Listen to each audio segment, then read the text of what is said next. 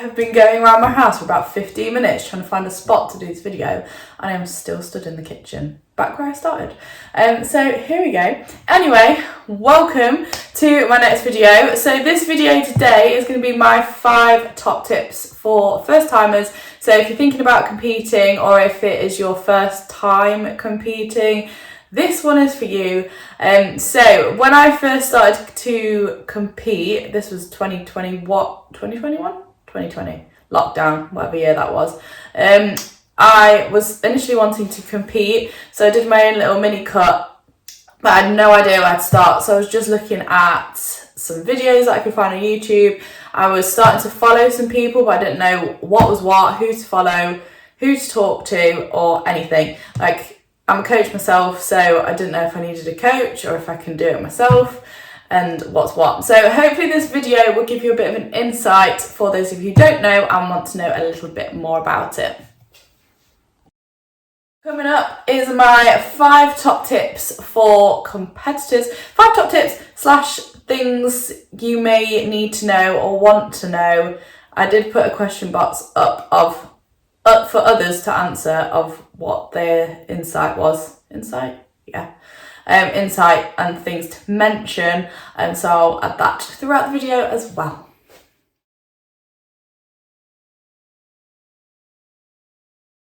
Number 1, finding your federation and finding a coach. I feel like it kind of does go a bit hand in hand to some degree.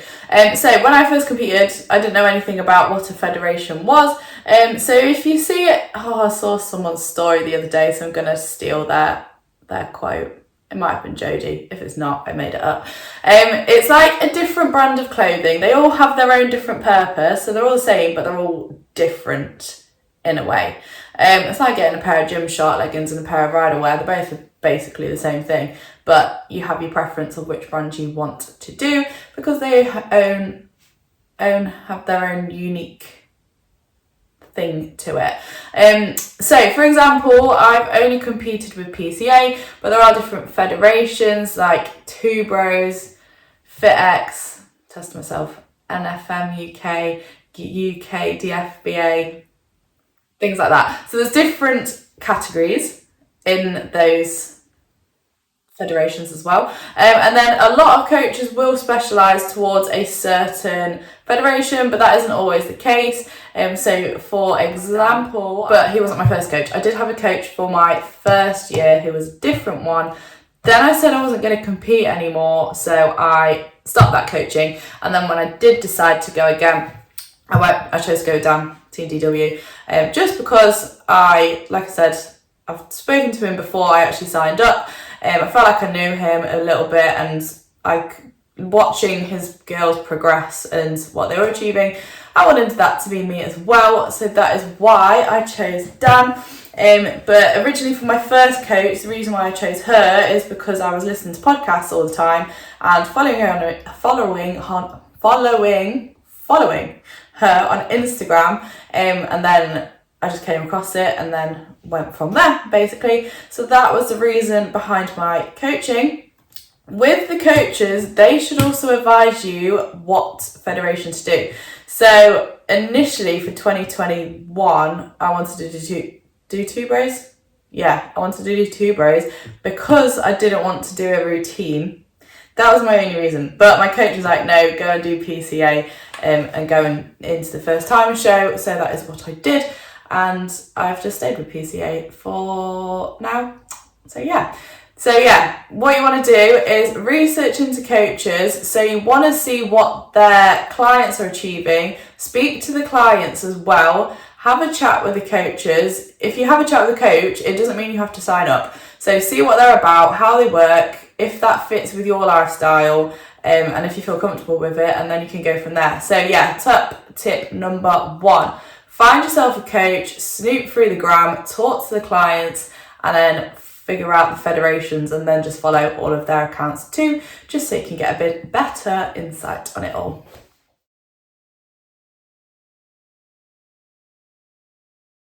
I didn't realise how much I do this with my hands and clap, but here we go. So number 2 In terms of top tips, I would say make sure your mindset is in the right place before you even think about prepping, because prep will throw a lot of curveballs in. So, for example, like self-doubt, you might be doubting yourself as to why you're even prepping, but if you have a strong enough reason why to back why you're doing all the cardio, doing your training, eating salads day in, day out, then that should be a strong enough reason to not let yourself doubt. Because like, at the end of the day, yes, a trophy is all fun and games, but the reason why we prep is to do it for ourselves and to prove that we can do it. So don't let that self-doubt in the back of your head be a reason to stop you for anything. And then number 2, yourself to others. So if you find you are comparing yourself to others, personally, I didn't, because I've learnt that you can look a lot different on photos to in person. Even on show days, I won't bother looking at anybody's physiques. Like, I'll talk to the girls, but I'm not looking at their physiques thinking, oh, well, their shoulders look bigger than mine, because like, I don't need to have those thoughts in my head before I go on stage. Like, you want to enjoy show day and not feel stressed out. So why spend time building up to show day looking at other girls when you can just be comparing yourself from week 1 to week 20? If you do find yourself comparing, 1, don't follow them anyway, unless you are friends. 2, mute people if you need to. Or 3, just get off the gram and Instagram and like social media completely. So obviously this year is different for me, since like I know all the girls competing in the pro shows. Like, I train with Leah every week, so you may as well lose to one of your mates than have a bit of rivalry. Do you know what I mean? Just enjoy the process, make friends. This is what bodybuilding is about, rather than comparing yourself to each other. Like I say, having that rivalry, because you want to keep it fun. So yeah, with the mindset thing, you just want to make sure that you are in a good position before you start, have the right people around you, and then you'll be off to a cracking start, and then it'll make prep that a little bit easier for you.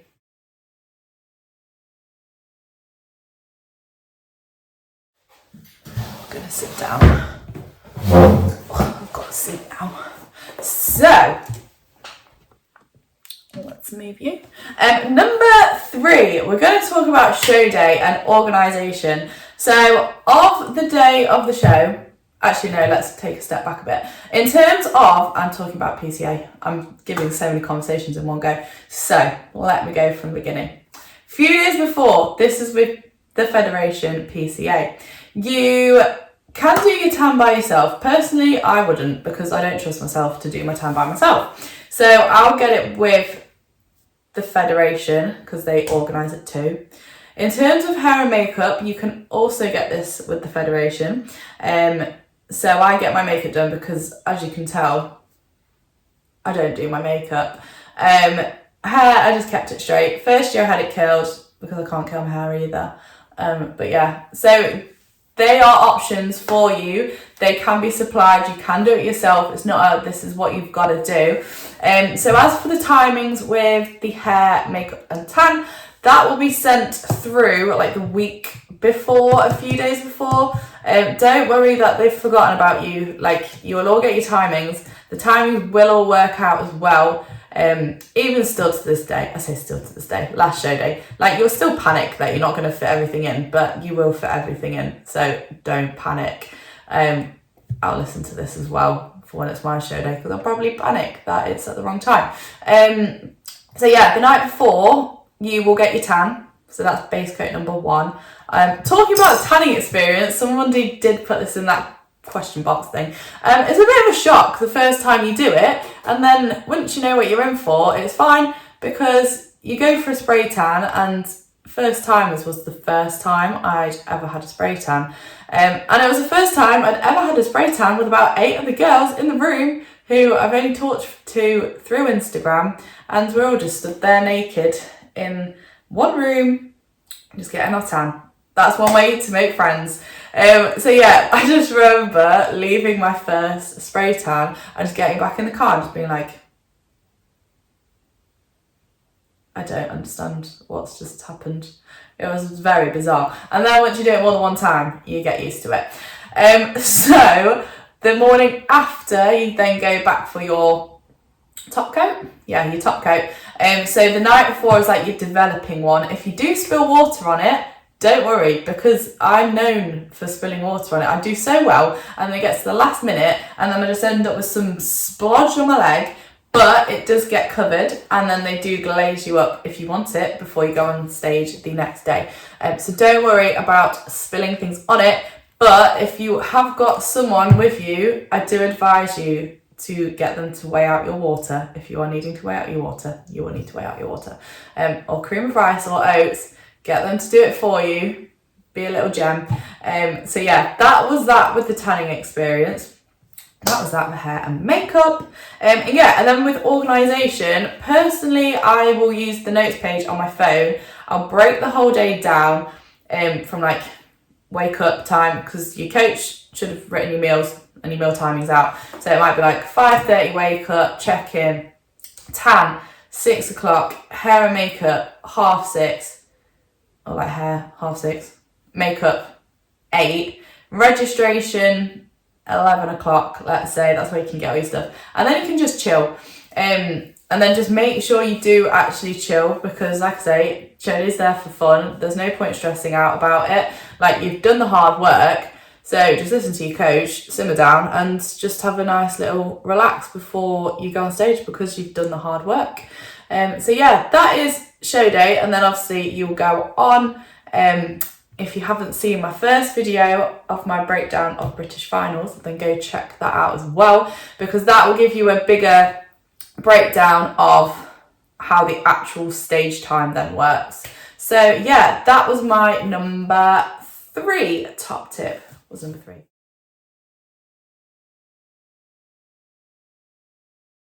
Posing practice. When you first start practicing your posing, gosh, that was hard to get out. When you start practicing your posing, you're going to feel like an absolute melon, but that is fine. So when I first started posing, I was ready to give up. I was just in the studio trying to work out one arm to the other arm whilst flaring without rounding, and it wasn't happening. And I was like, why am I doing this? So when I first started posing, I was looking into coaches, so I do some posing coaching myself.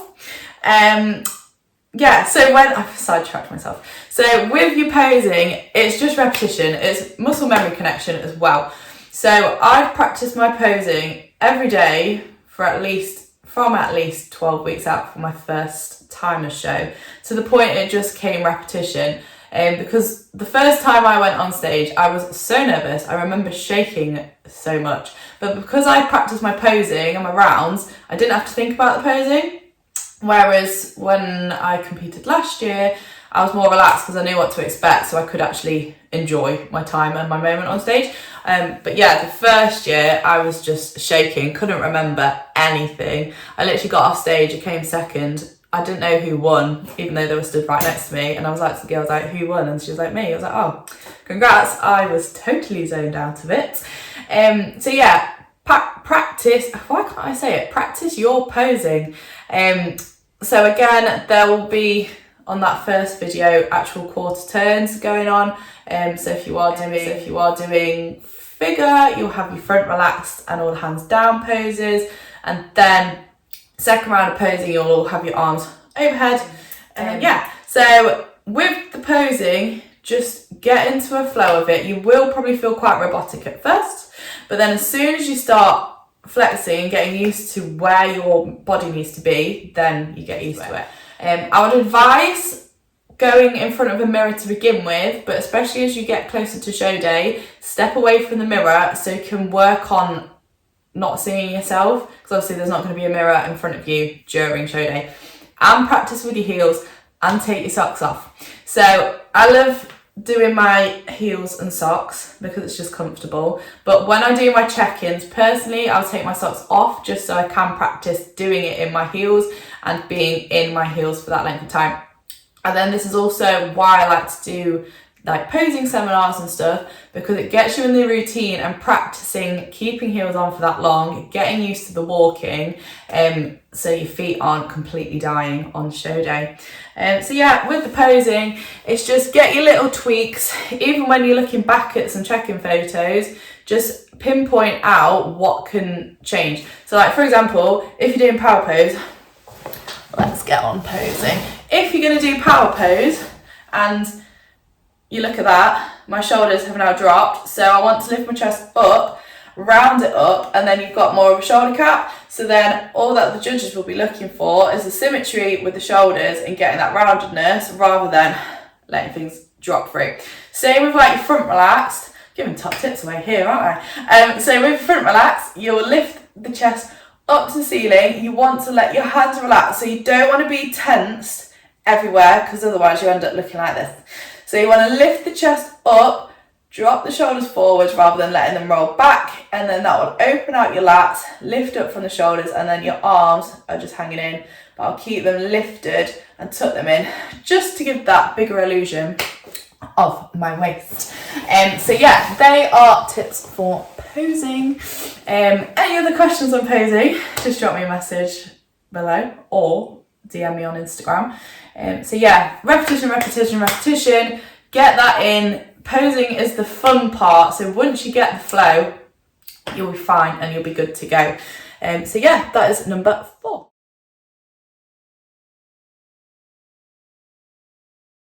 Number 5, we're going to talk about post-show. So post-show is going to be different for everybody, and it's a completely post-show. Again, it's just another learning curve for everybody, really. So one tip, Dan's given me loads of tips, but one tip that Dan did give me is, say if you've got a 20-week prep until your show, do not see that date as your end date. You want to see it as you've got another 6 weeks. He did say 4, but personally I'd go for 6. So say you've got a 20-week prep, add 6 weeks on, because you are still in prep. Mentally, your head is still in prep. So you will see common themes coming the more shows you do. So talking about between shows as well, which nobody actually really talks about. The first year I did my first timer show, and then I didn't know British finals was a thing, so I just set myself up for one show, and then it's like, oh, you got an invitation to the British finals. I was like, wait, let's go.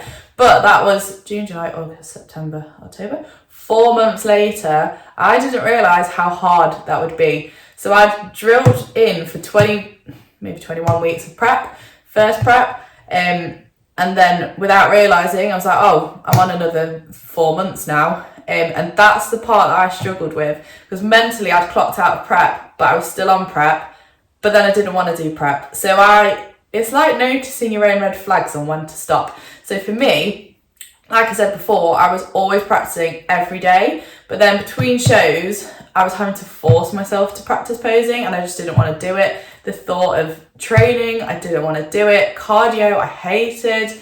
Steps, I was dragging my feet. I felt like I was missing out when people were going out for meals and stuff, whereas before I just couldn't care. So that bit was hard for me, and that's why I pulled out of British finals the first year.